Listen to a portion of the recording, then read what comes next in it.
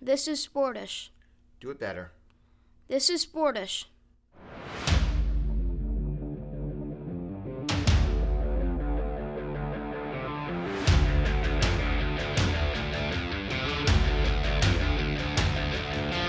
This is Sportish.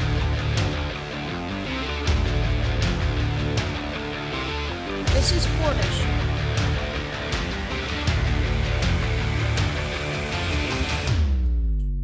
This is Sportish.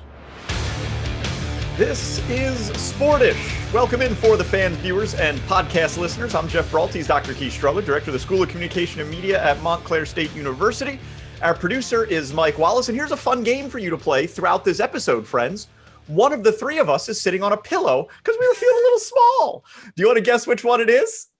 Keith, who do you think sitting on the pillow? Well, I know the answer, and I know the answer. So, and if one of us is sitting on a pillow, it's to get the exact perfect height of their chair to the camera. And so I'm a professional. It also feels nice. It feels good. It's soft. And so I or whomever, Michael Wallace, likes to sit on the pillow while the show is happening. What are you sitting on? Chair. I mean, little secret, neither of us has been into each other's studios ever.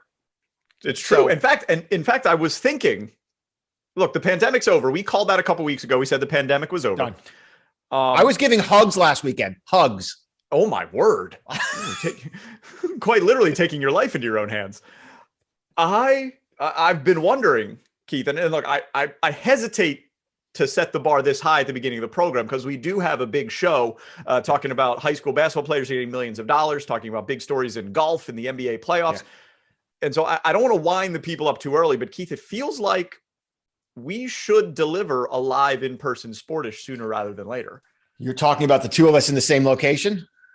I think it might be time here in episode 59 to think about maybe when we get into the mid 60s, maybe we're in the same state.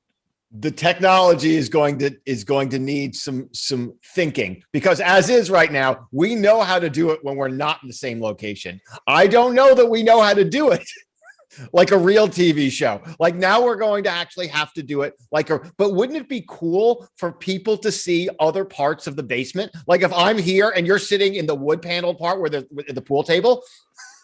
So, I mean, maybe it's a baby step thing. Maybe we do it from the same room, but on different computers. So we take the same setup. We're in the same place, but we're not actually on the same set. And then halfway through, we switch. We walk. 100% we switch.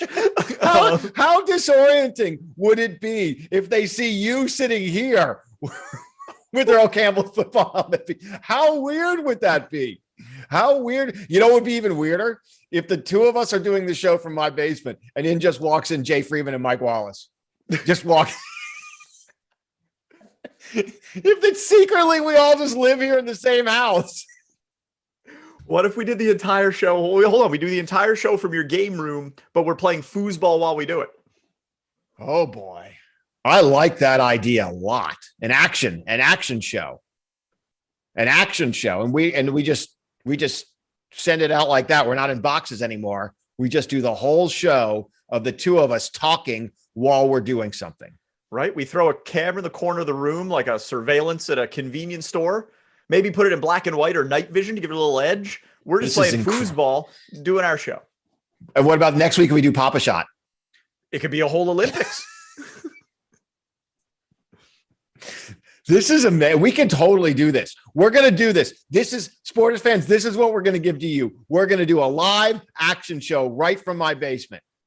That's a great idea. So look forward to that. We got to mix it up. It's like a marriage. You got to keep it spicy. We've started on a high this week. Like we've really set the bar quite high for the future of this program. And I hope we can live up to it over the next 40 or however many more minutes that we have with everyone. There's a lot to talk about, right? You shocked me, Keith Strudler, shocked me when we were talking about what we wanted to discuss this week by saying that you were interested in talking about golf. You were inspired by 50-year-old Phil Mickelson winning the PGA Championship. I am inspired because Phil and I are about the same age, and the fact that he is able to compete at that highest level and avoid getting run over by an angry mob at the end of the tournament is quite impressive. But look, I admire people. I'll say two things. And I understand golf is not, it's not the NFL, right? I mean, you can continue to play at a relatively high, like the next time we have a 50-year-old playing running back, I'll be really impressed. But although if it's going to be someone, I go with Herschel Walker. I think he's my pick. You have to drag him right out of Congress.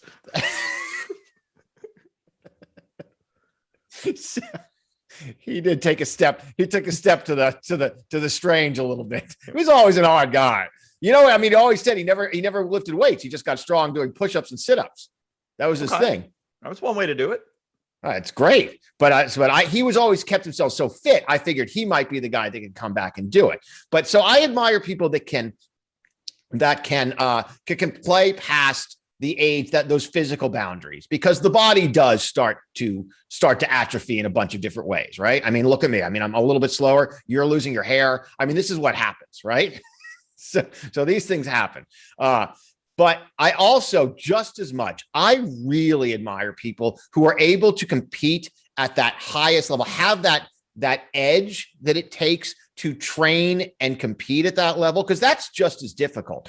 So a lot of times players lose their edge. And I particularly take boxers. Boxers kind of fall off the cliff. It's because once you get rich and you get famous, it's real. I mean, look at what happened to Rocky. It took Mr. T to remind him what it meant to be hungry, right? He had to basically kill his manager to make it happen. All right. That is, I think, the challenge. I mean, look, and not to be morbid here, it cost Apollo Creed his life. So, because he did not take Drago seriously. How about a spoiler alert for the people? Out here spoiling every Rocky film. Is there anyone out there who is like, look, I have not gotten to 4 yet? I was told there was a Russian coming. It's not free. It's not free yet on TNT. But I admire, by the way, you know what else I watched this weekend? I'll tell you, the movie stands up. The Hulk with Eric Bana and Jennifer Connelly. So first of all, that movie does not stand up. It didn't stand up when it was originally released. Oh, it stood up. It stood up like a giant green guy. Hulk movie. No, that is garbage. That is garbage. And you will write a note to Jennifer Connelly and apologize. Mark Ruffalo, one of our nation's finest actors, was the other Hulk. And you're going to take the Eric Bana version? Yes, I certainly am. I certainly am. Stupidest things anyone's ever said on this show, and that bar is on the floor. So I watched that. That totally. And by the way, I mean, the Hulk is a really tortured superhero of sorts. I mean, he really has it rough. Like, he can't turn it. I mean, when does he learn to turn it on and off? I don't know. I'm not a superhero movie person. I've never seen the Hulk. At any rate, all right. And it's very destructive. The other thing, the Hulk, I mean, they in these superhero films, they destroy like entire like cities, right? I mean, they just, and then they wake up, they're like, oh, it's fine. I mean, you know how long it would take to fix that kind of stuff? The carnage? Yeah, a while. It would take an awful long time. I mean, every Batman movie, they basically bulldoze Manhattan, right? Every Manhattan disguised as Gotham, they basically destroy it. And then the next movie, the whole thing's built up again. You know how hard that is to do? It's an infrastructure spending. That's true. That's true. We got to get America back to work. I like the point that you made about knock it down, we'll build it again.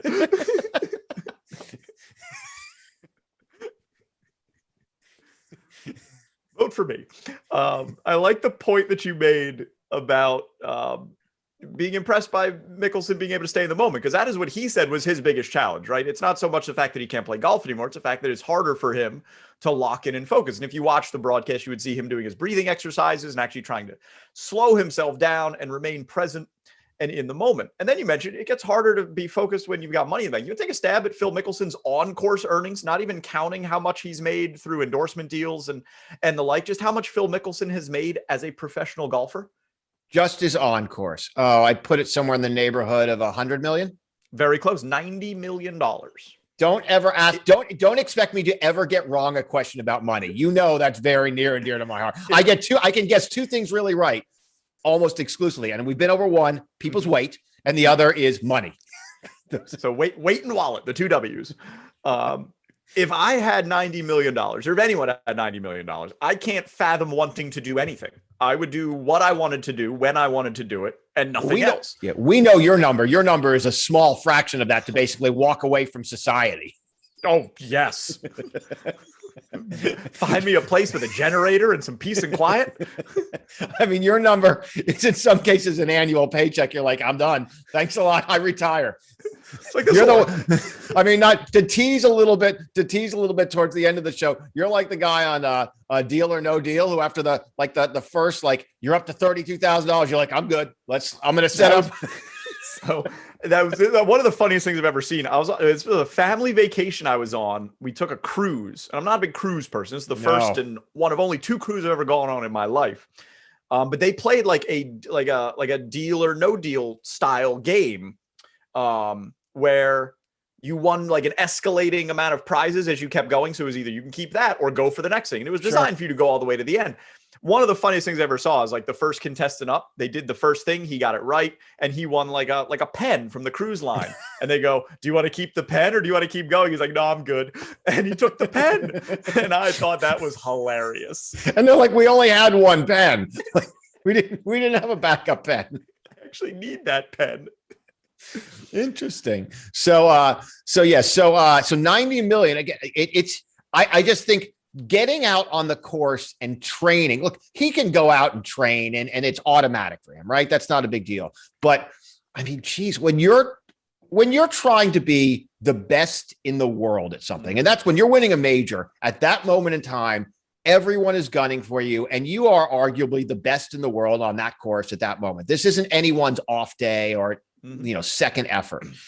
To be able to train, to bring the kind of intensity of the moment and kind of this fierceness of now kind of to your training to get yourself to that level. And I understand in golf, there's a lot of muscle memory and a lot of intangibles that come into it. I just think it's very impressive. And there's a reason why sports are a young person's game. It's why I'm fascinated by people like Michael Jordan, like Kobe Bryant, like Tom Brady, these people that seem to have this insatiable desire to not only be great, but to be the very best at all times, because not everybody is like that way. And it's almost not sane to be that way. I remember a golfer, Jason Day, had this wonderful quote. So he won a major, he got to number one in the world, and then he fell off a little bit. And he was, being very honest in his reflection about what happened to his game. And he said, look, I saw and experienced what it takes to be the best. Mm-hmm. And he's like, I like spending time with my family.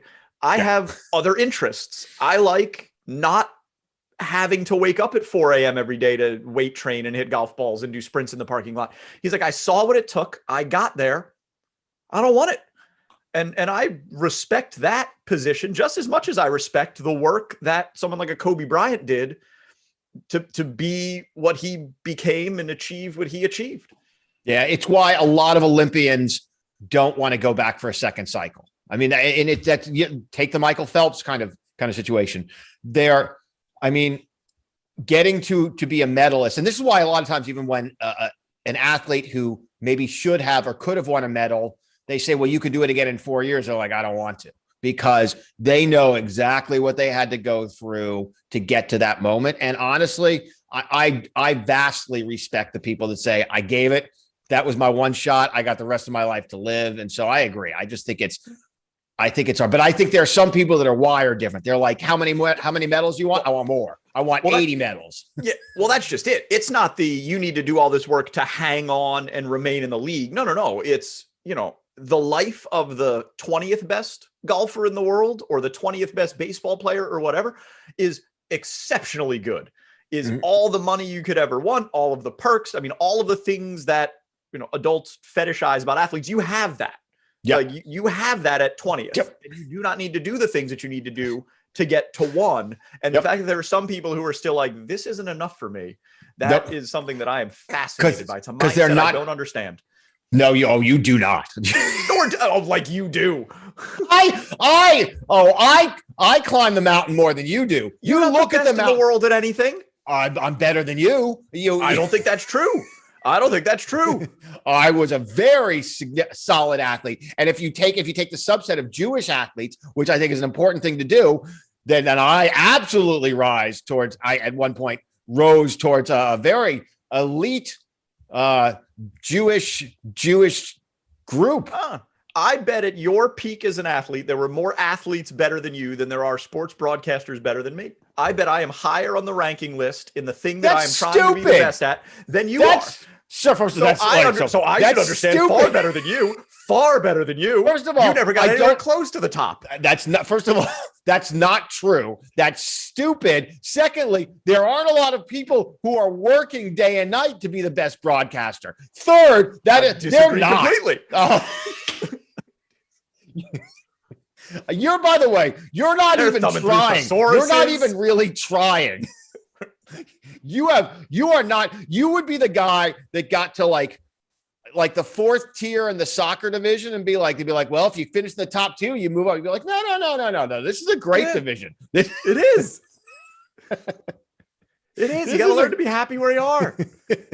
It's not better at the top. Look at the lives of some of these people. Do you like? Yeah. Tom Brady's living a very difficult life. But look, do you think Tiger Woods is happy? Like, do you think he's living a happy life?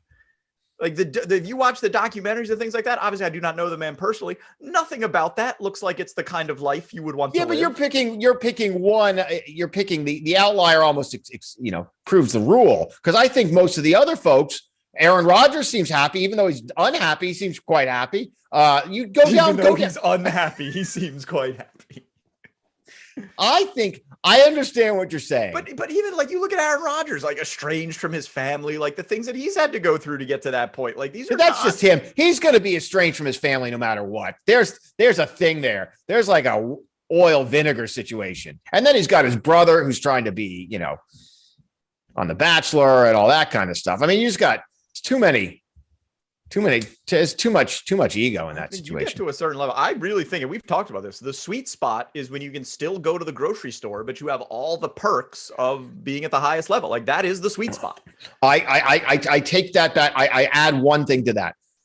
First of all, the sweet spot, let's add some. Yeah, all the perks, meaning like you go to any grocery store and you don't even look at prices, right? Like that, like work, right? Well, I mean more like you still maintain your anonymity. You can still do anything, right? You can do anything. Yeah. You can go anywhere, but you don't sacrifice the perks of the highest level. I'm gonna add one thing to that because I think you're off just by a little bit. You want to be noticed every now and then. Let's not. You don't. You want someone at that supermarket to be like, hey, Keith, I watch your show. I really like your show. But you want it to be rare and you want it to go right people. When you're the top of the top, right? When you are the Tom Brady's of the, like everyone in the world knows who you are. You can't go anywhere. You can't do anything. Right. When you're, somewhere below that, there will be people that notice you and it'll feel good, but it's not going to be a mob of people. It's not going to be people everywhere you go. It's going to be in context and when somebody does, you're going to be like, oh, I respect this person. They're either truly a fan or they really know. That's where you want to be noticed, but you want to be noticed. You want to be noticed. You want to be noticed. Rarely. And unless you're trying to get a reservation, in which case you milk. Are you telling me it wouldn't make you feel good if you walked out to the local grocery store and someone's like, or better yet, when it's not even your home turf, you go on vacation, you're out in Colorado, right? And you're out in Colorado and someone's like, hey, you're on Sportish, right? I watched that show. Don't tell me. No, that would feel great. You know what doesn't feel great? If every single person at that resort in Colorado comes up to you and does that, and while you're trying to sit there and eat dinner, all the other 40 tables in the restaurant, remember, pandemic's over, all the other 40 tables in that restaurant are coming over asking you for pictures, and they want to talk about the show. You've gone, like that now it's not so fun anymore, because now you can't go to the restaurant. You've gone. Yeah, but you went real far. You're using extreme examples. Do you think if Tom Brady's sitting in a restaurant, no, Tom Brady's a bad example. No. How about let's talk about our contemporaries. How about like a Colin Cowherd? I like how I've just made him our contemporary. I mean, he gets noticed, but he's not mobbed. Yeah, because he's not at that elite level of fame. But that's good for us. That's what we want to. Don't make it seem like we don't want to get higher than that. I don't want to walk through life, not being noticed. I'd like a few people to pay attention to what I'm doing here. Well, right. I mean, depending on your definition, a few people are paying attention. Literally. Maybe you're just not going to the right grocery stores. All right. I feel like, so congratulations to Phil Mickelson. I'm very proud of him. By the way, I'm going to go out on a limb. Last major for him. That's it. A bold statement. If you enjoyed watching Phil Mickelson try to become the oldest man to win a major, you should tune into the golf in Tokyo, because I don't know if you know what's on the line for a couple of South Korean golfers. Sungjae Im, who's currently 12th in the world, and Siwoo Kim, who is also a very good player, I believe somewhere in the top 25 in the world. They are both 20-something South Korean golfers. Every male between the ages of 18 and 28 in South Korea is required to do 2 years of military service. If either Sungjae Im or Siwoo Kim do not medal in the Tokyo Olympics, which will be their last Olympics before they turn 28, they will at some point have to suspend being a professional golfer for 2 years, which is an almost impossible thing to recover from. A guy named Sang Moon Bae had to do this a number of years ago. He was very good. Phil Mickelson's 50. Hey, Phil Mickelson's 50. And he's never taken 2 years off. No, I mean, they got 20 years to go. So one way to be exempt from military service in South Korea is to medal at the Olympics. So if Siwoo Kim or Sungjae Im get a medal in Tokyo, they can continue being a professional golfer and they don't have to do their military service. You talk about a lot on the line. That is playing for, I mean, think about what a top 20 professional golfer can make in 2 years. Like, that is millions upon millions of dollars. And plus, look, I'm not saying that these guys don't want to serve their country, don't want to fulfill their obligation. If given the choice, I imagine most people would rather be a professional golfer than in their nation's military. Maybe there are some that don't think that way, but I bet the vast majority of folks do. Like, just as you don't have that same drive to be kind of the best in the world at anything, you also don't have the requisite kind of stuff to be, shall we say, like a Navy SEAL. Like, of course because you do. Nobody has that. You at least I can swim. I can swim. 25 people who are Navy SEAls. I can swim, and I'm much more fit. The problem I'm going to come in under in the Navy SEAL, because I thought about this, is when they do like the emotional, like psychological interrogation, when they put you in a room and they blare like Limp Bizkit for 24 straight hours. So look, I agree that who do you work for? I agree that you would make it further than me in SEAL training, because I wouldn't even start, because I don't have the thing that you have, which is like, I can definitely do this. You would make it 6 hours longer than I would. Neither one of us would get to the first sleep. I wouldn't even start. They'd be like, all right, SEAL training begins. He's like, I'm out. You would be like, I got this. I'm ready. I can do this. And by lunch, you are on the first bus back home.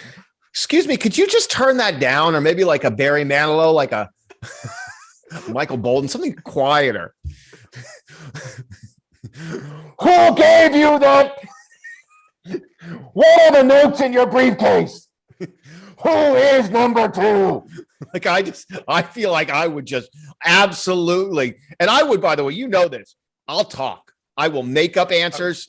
I was going to say, there's a world in which the military puts you through the training, gives you the false information, and then has you get captured. It's like spies like us. 100%. That could happen. So, South Korea, like Israel, where everyone has to go, mandatory military training, always a fear of mine. Because I do not want to be in a job where my life is on the line in any way, manner, or form, other than like gout. That's the only. The rich man's disease. I admire, and let's not to be in any way political, but I admire anyone who goes to work every day knowing they may not come home. Same. It's a remarkable kind of testament of like that you take your responsibility that seriously, and you believe in something that is bigger than you. Because the one thing we share in common, we don't believe in anything bigger than ourselves. Like this. I mean, I've said, if you can't love yourself, how can you expect other people to love you? But I'll tell you what, first of all, so there's some similar, another place where this applies is in the academies in Army and Navy. So similar rule where, and this is why it's hard to convince a 5-star athlete to go to the Naval Academy, besides the fact that if you screw up, you might be brushing latrines with a toothbrush, right? Besides, which rarely happens, oddly enough, at Clemson and Alabama. So, never seen that happen. So that's A. But also, it's hard to go to a legitimate superstar athlete and be like, look, you're going to play here for a few years, 4 years. You're going to be in a glorious stadium. And after that, we're going to shove you in a submarine and the Russians are going to shoot at you. So, and then when you're done with that, you might go into a life of service. How does Afghanistan sound to you? Like some of these guys are like, man, I do not want to get drafted by Indiana. You're like, I do not want to go to Iraq. It's like a small market has a very different meaning. You're like, when you're in like the Naval Academy, you're like, please Hawaii, say Virginia Beach, say Virginia. And so guess what? You're doing a tour of Asia in a submarine, in a Humvee. I mean, it's just a terrible letdown after your final game. Think about what's his face, quarterback at Clemson after his final, Trevor Lawrence. He's like, well, the Jets would be great. I'll go to the Panthers. They're all good. You'd be like, well, I'll go to the desert. I'll go to the jungle. I'll go any place they want to shoot at me, any place. Right. So that's why. But there is a rule getting back to the matter at hand. There is a rule, though, if you and the academies made this specifically because they knew they were getting so out recruited. And again, if you remember, go back far enough, Army was, a national power in football. I mean, years ago. Right. And so so was Navy, right? So to try to kind of get back to that a little bit, or to at least stay competitive, because otherwise you're looking at a place where you might find yourself in one AA ball, right? It's because you just can't recruit the athletes. And so what they essentially said was, if you get drafted high enough in a professional draft, you can do that, and your official service is essentially as an ambassador, right? Yep. So that's not that dissimilar to what we're talking about in South Korea. My question is, how tense is that 18th green when you're putting it out? You're like, yeah. Well, that's just it. Is like what becomes, because that so often happens in golf, where it comes down to a putt of a certain length, and if you make it, you win, and if you miss it, you lose. And normally it's just, if you make it, you get X amount of dollars in a trophy, and if you miss it, you get X amount of dollars in no trophy. And now it could quite literally be you get the freedom over your life.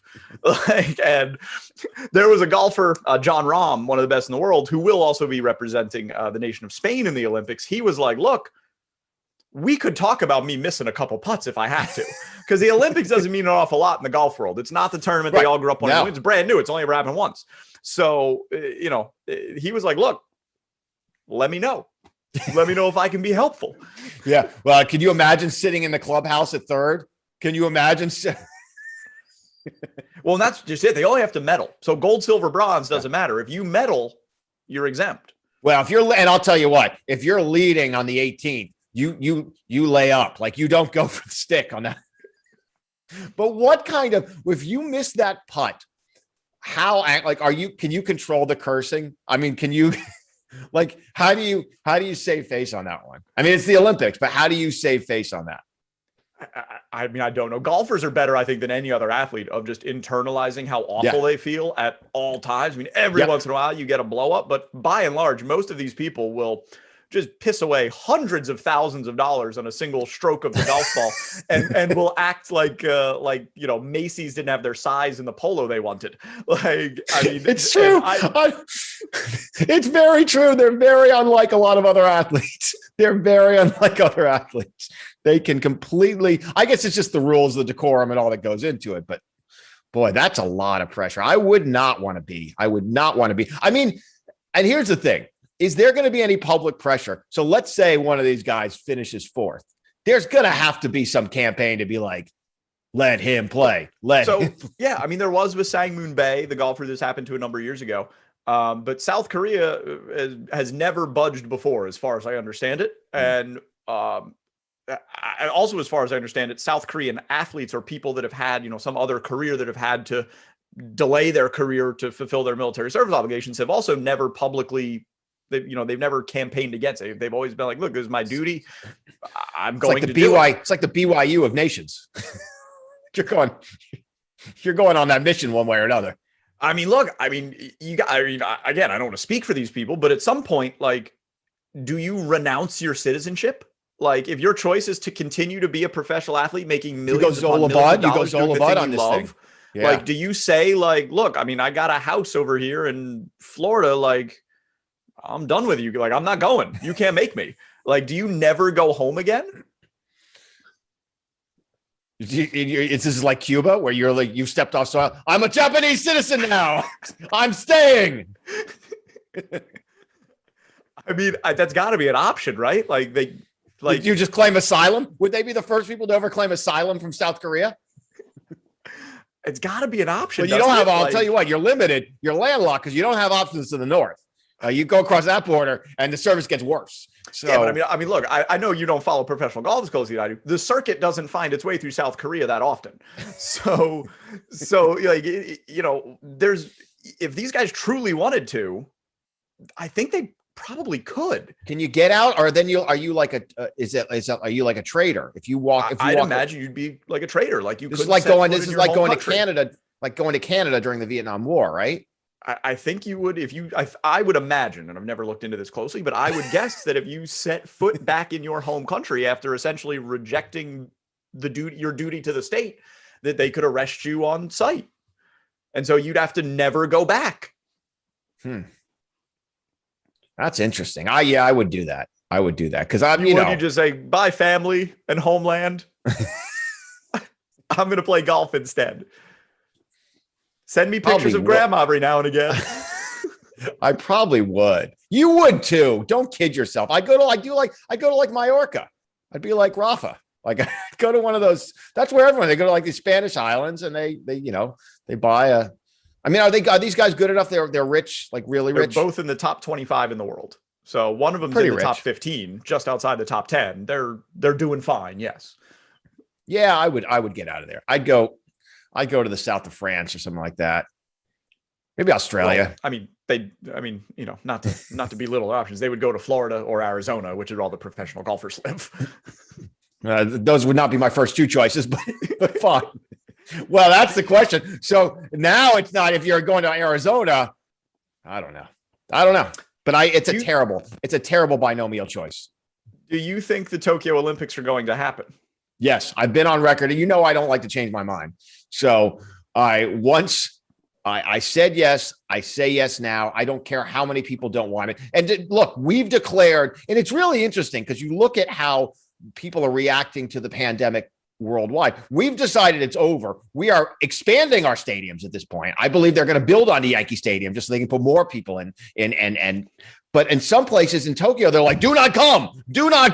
It's not safe. And we've decided it's over. So, I 100% think. I understand people keep saying, I think there's going to be a lot of sound and fury signifying nothing. They are going to play. Is there a level of athlete that can say, I'm not going, that would get them to reconsider? Like if Simone Biles, Serena Williams, if they're like, look, we're not. Serena Williams doesn't have to go. I mean, tennis has never driven the economics of the Olympics. So she doesn't have to go. Simone Biles is more significant, but look, we've had Olympics where half the world didn't go and they kept on doing it. Right. So, you know what's bigger than Simone Biles not going? Russia not going. That was a big problem. we kind of cleaned house in LA, right? But so when the US didn't go, made it a little bit less competitive, right? But this is, it's only really happening for the American TV revenue, right? Like, isn't that where the Olympics are making all their money? That's where they're making the significant. I mean, they're going to lose money either way. Look, if the entire American team decides not to go, which is not going to happen because in the U.S. we don't even know that there's a pandemic anymore, and people want to compete. The only people, if history is a guide, who would want to give up this opportunity are people who are already set, right? Correct. People are not going to, I mean, every survey in the history of kind of sports sociology has basically said almost every Olympic athlete is willing to give up a decade of their life and limbs that go along with it for the opportunity to win a gold medal. They are not going to give up this opportunity because they think the pandemic might still be going on over in Japan. So I don't think there is a single thing that could happen outside of like a borderline, like world war or Japan just completely, literally kicking everyone out that would stop these Olympics from happening. I could be wrong, but I don't think so. Which is the creed. That is my book title. I could be wrong, but I don't think so. That's my creed. That's my creed. Something that I will admit to being wrong about is the amount of money that high school basketball players are getting to be professional basketball players. I thought it would be tens of thousands of dollars. Turns out it's hundreds of thousands of dollars. We had some of the first major prep basketball signings to professional contracts over the last week. A couple of 5-star recruits. One of them, Scott Henderson, who is 17 years old, has signed a $1 million a year contract to play with G League Ignite. And a pair of brothers, also 5-star recruits, Matt and Ryan Bowley, have each signed 2-year deals with the Overtime Elite League, which is kind of like they're setting up that high school, that professional league for high schoolers. Not for nothing. That is, you know what that's going to air on. It's going to air on right here on For the Fans. Yeah. I mean, this is legit. This is we're riding this rocket ship. You understand that. You need another reason to renegotiate our contracts. These two 17-year-olds, one of whom is a top 10 prospect nationally, the other whom is in the top 30, just signed 2-year deals worth $500,000 a year. With Overtime Elite. Yes. So we've got to get them on the show because this is going to be our crossover opportunity. We get them on the show. And we really help them and they help us. Yeah. I know we got to get back to lacrosse. They don't play lacrosse, obviously, but they could. I mean, for that kind of money, they'll play what we tell them to play.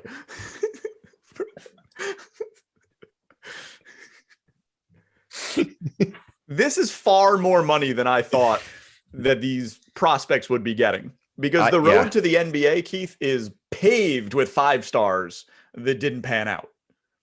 Yeah, and it is really interesting, and that's obviously why the NBA doesn't want right out of high school. I mean, we've done this rodeo before, and it is a high risk reward situation for the NBA, and there's nothing that can keep the owners from drafting these guys anyway and giving them a lot of money. The only thing that can do it is by making it impossible. So who knows? Who knows what the actual end game here is? Because I don't think they've gotten any better at being able to prognosticate who's going to pan out and who isn't. Right?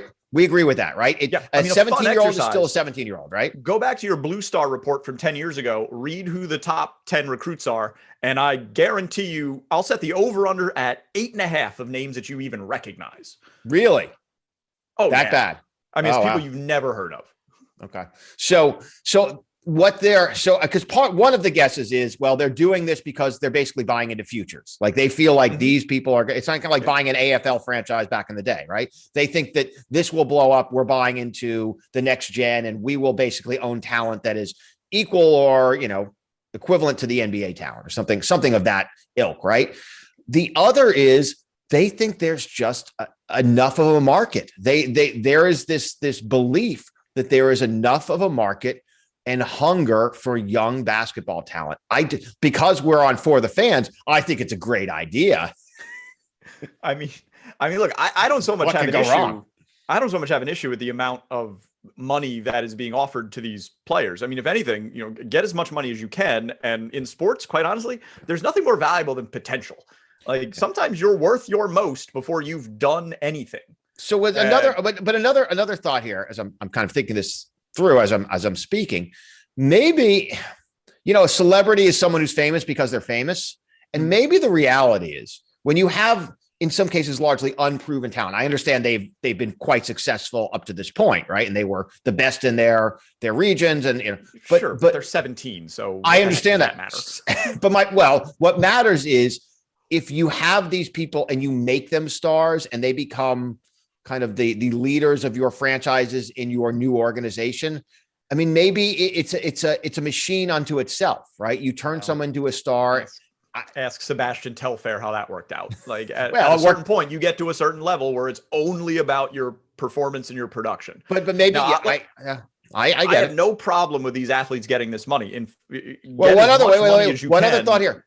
One other thought here. Maybe this is more of a USFL model, though, where you're largely surrounding what you perceive to be really good players with kind of really average players. That was the problem with the USFL was, they had Jim Kelly. They also had a bunch of guys that were nowhere near NFL quality. Yeah, but the problem is you don't know at 17 years old who's a Jim Kelly. And I'm trying. I'm doing my best here. I'm trying. But what I'm saying is if you're going to go and speculate $1 million contracts on 17-year-olds, this has wrecked the value proposition for college athletics. If you are a high school athlete and someone offers you $500,000 a year, take it immediately. Do not even consider going to college.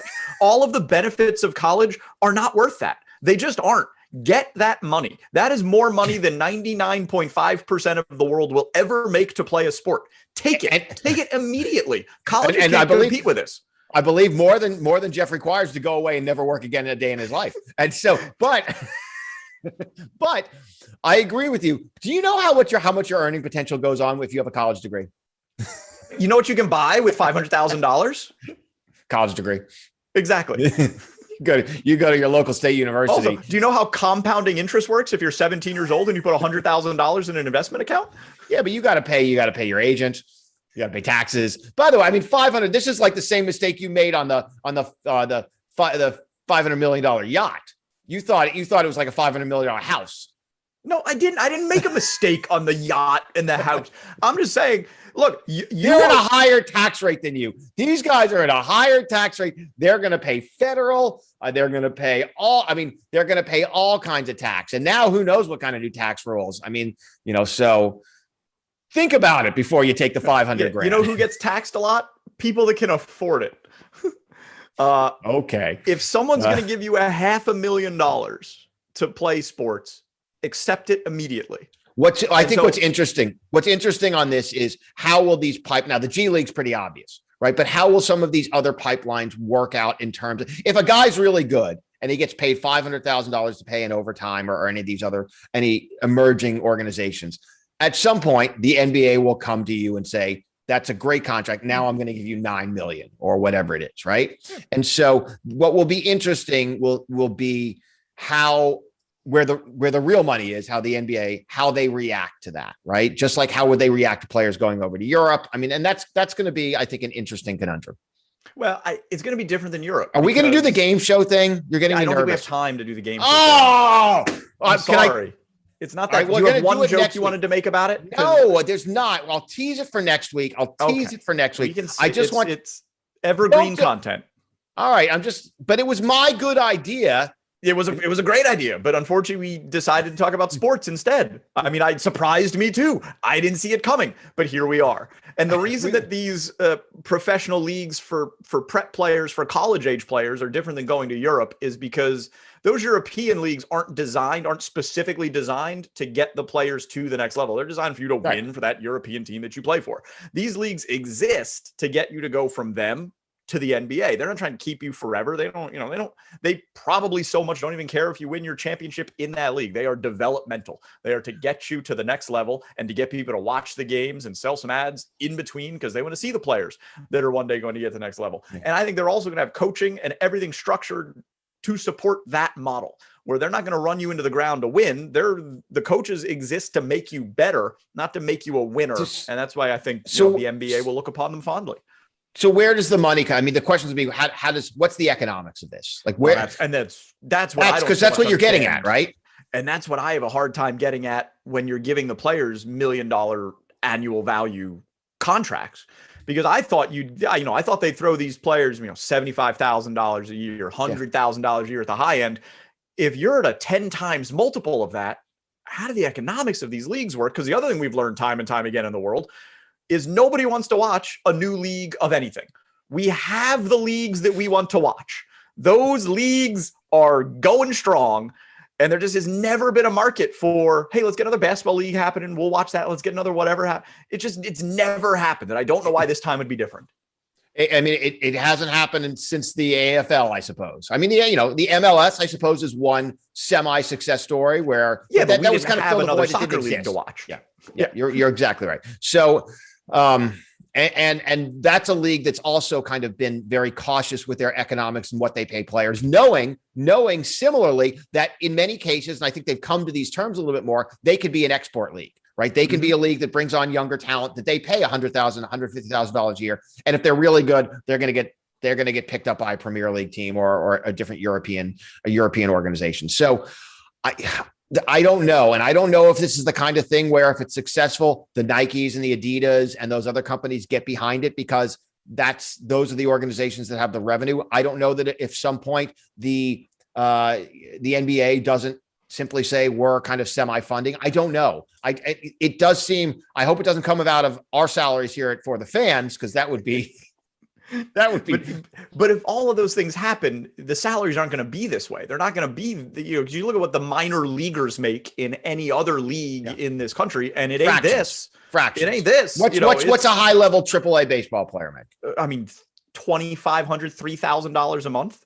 That's a AAA?